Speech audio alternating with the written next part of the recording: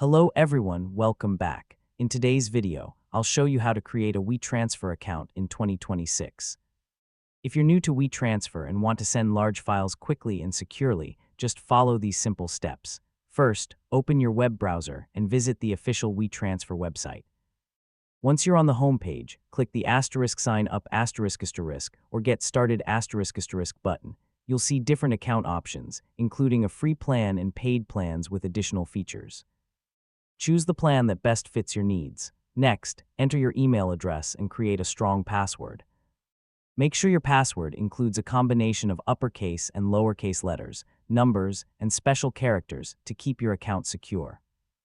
After filling in the required information, accept the terms and conditions, then click Create Account asterisk.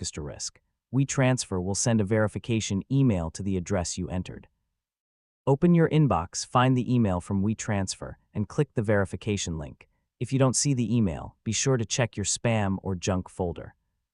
Once your email has been verified, return to the WeTransfer website and sign in using your email address and password. After logging in, you can update your profile, manage your account settings, and start sending or receiving files immediately.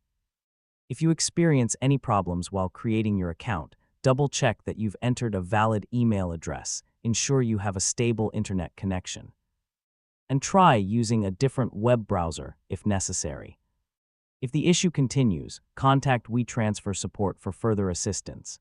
And that's it. You've successfully created your WeTransfer account in 2026 and are ready to share files quickly and securely.